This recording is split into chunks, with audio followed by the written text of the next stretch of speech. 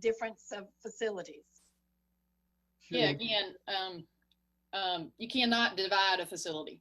You know, again, just as Commissioner Singleton was speaking earlier, you know, we want to really do a good job of following the guidelines and trying not to push the rules or circumvent the rules and that kind of thing. So a game field and a practice field would be two different facilities. So you could have a pod on the practice field, a pod on the game field, but you cannot split a facility. You can't split a gym. You can't split the weight room. You can't split the football field. So. Okay, and Sheila, you had mentioned pools. Can you share just a little bit about swim teams and swimmers and the significance of the pool versus? Sure, I think, and I think DHEC may be able to help answer that question a little bit too, but we're not as concerned about being in the water. It's being on the pool deck. And I think that's where we really have to make sure that we're limiting grouping and gatherings and make sure that we're maintaining that social distancing while on the pool deck.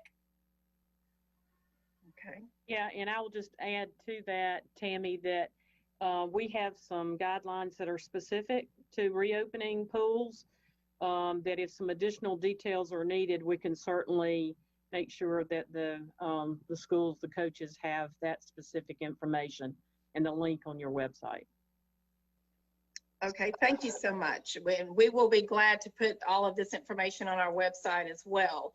And Sheila, you did mention earlier, you went over a couple of examples of water at practice and during workouts and everything, but can you go over that procedure again?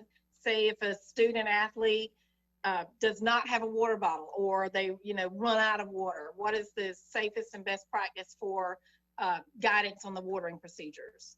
Sure. I think first and foremost, you need to speak with your district personnel to find out what the appropriate plan might be there.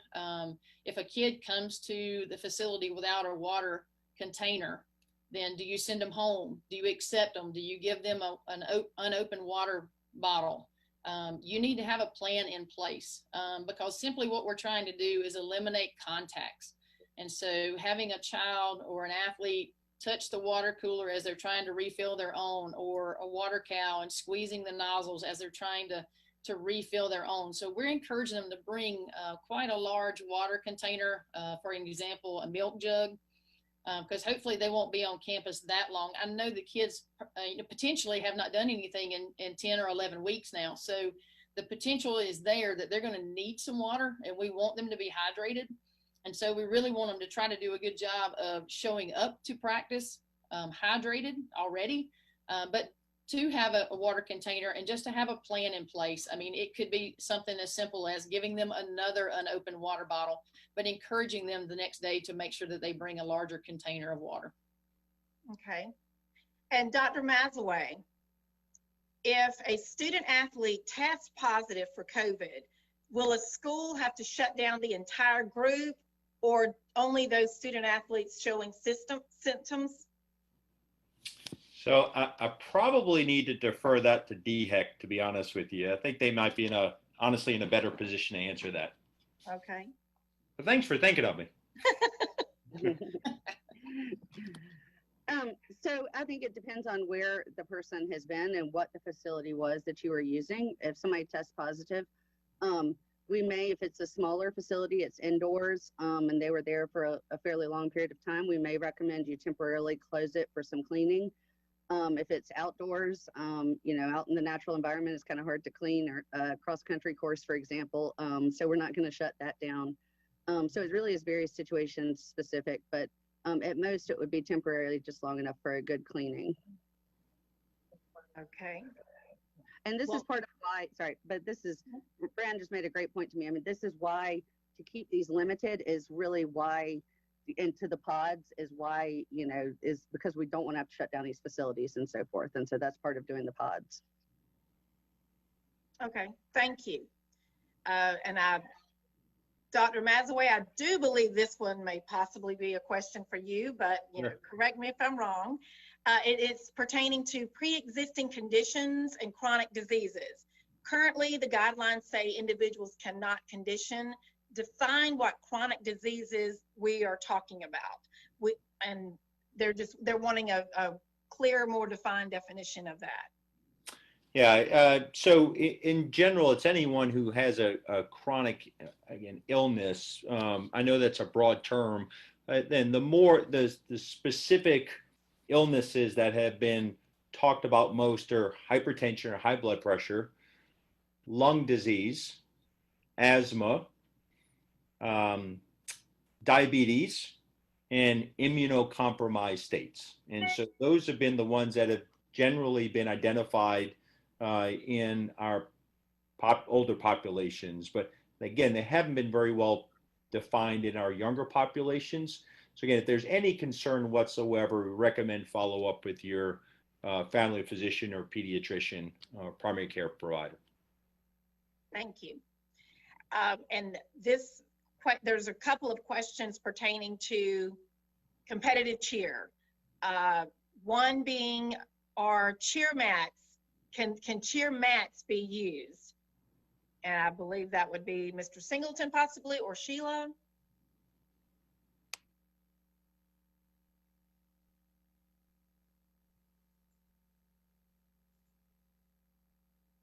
Sheila, you mind taking that? Okay, sure. Yes, I think we've gone in two different directions on the cheer mat, whether or not it's actually considered sports equipment. But again, if it is used, obviously for safety reasons, then it still must be clean between each use. And that's hard, because if you've got two cheerleaders passing through, that makes it a little bit difficult. So what I would recommend, obviously, since we should not be, and we will not be stunting during this time, is to eliminate mats if we can at this point in time, just simply because you should be doing the cheer portion, maybe some tumbling portions, but no stunning at this time. So for logistical reasons, I would suggest no mats at this time. Okay. All right.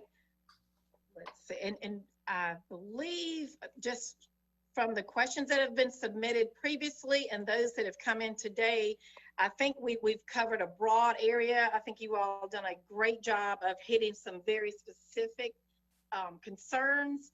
Before we close out, we've been on actually right at an hour, so good job, everyone. But if there's anything, does anyone have anything that they feel that we didn't touch on that you really want to, strengthen, any responses that we've had, or any areas that we didn't touch on that you think is very important? Commissioner Singleton, is there anything that you would like to say before we close out? Tammy, I'd like to allow the other panelists to speak first, and then I'll close out. Okay, well, Dr. Mazaway?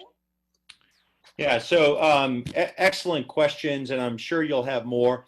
Again, this is unknown territory. We are all trying our best to navigate through these troubled waters. Again, this is phase one. And so there's a lot more information we're going to gather over the next few weeks. We are hopeful, obviously, to move to phase two, but have to reiterate, we have to do what we need to do to give confidence to our society that we can move forward.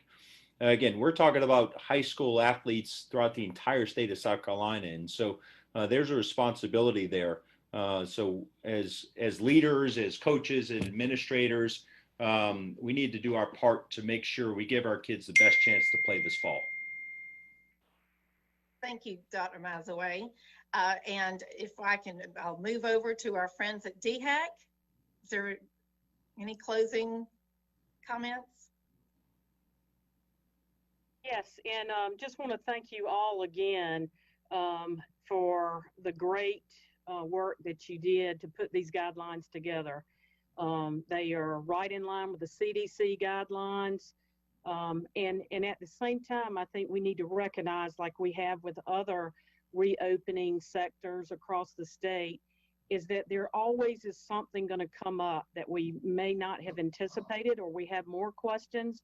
And that's why I think it's so important for us to be available to you. When you get into a situation where you have your first positive case, you want to really have some specific questions, and we want to be accessible for you.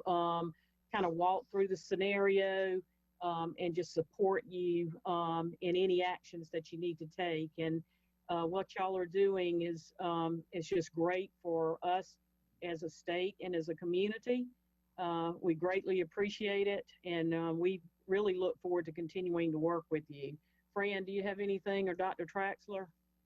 Yeah, I just want to thank all of you in advance for your leadership in this effort. And I want to thank your student athletes for being leaders in their communities as well. Again, it's very important that people follow the guidelines at both while they're in your vicinity, as well as when they leave and go home and go to do other things. So we really appreciate what y'all are doing. We look forward to helping you any way we can. Thank you. Good. Okay. Thank you. Okay. Thank you so much. Ms. Gordon? I want to take the opportunity to thank the high school league for putting together the task force with the different folks that they invited to bring their expertise to that group. And just thank the coaches and the athletes and the parents for really looking at these guidelines, being role models. I thank you for your leadership in our community. And, you know, we can do this, and we can give us our best shot at sports returning in the fall if we will just follow the guidelines that are put before us. And we're dedicated to making sure that we stay on top of the current research and the most current best practices. And you know, and we can modify and adjust when it comes to phase 2 when we get there. But we've got to be diligent in phase 1 in order to get to phase 2. So I thank you all in advance for your leadership and being a role model for these kids in our community. Thank you, Ms. Gordon. And now for Commissioner Singleton. Thank you, Tammy. First, I want to thank the panelists for joining us in this meeting. This couldn't have been done well without your presence and your expertise. You've really helped us. To our schools, our challenges ahead of us. Just know that we've got to continue to work at what we're doing. There's a lot of local decisions that can be made, but we have some guidelines in front of us that allows us to make what our best decision with the information that we have in front of us. As I said earlier, there's a lot of people that are watching, and we have a great opportunity to be a big influence into what occurs.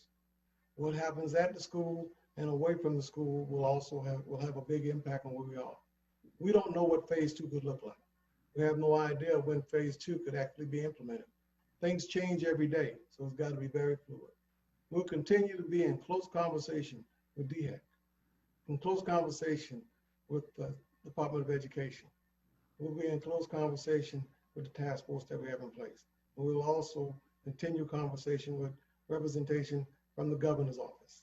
And as we find an opportunity to move into phase 2, know that we will do it. If we do our part today, and we do our part in phase 1, we'll have a great opportunity to hopefully move into phase 2 and phase 3, where we can move to some normalcy of being able to play the contest.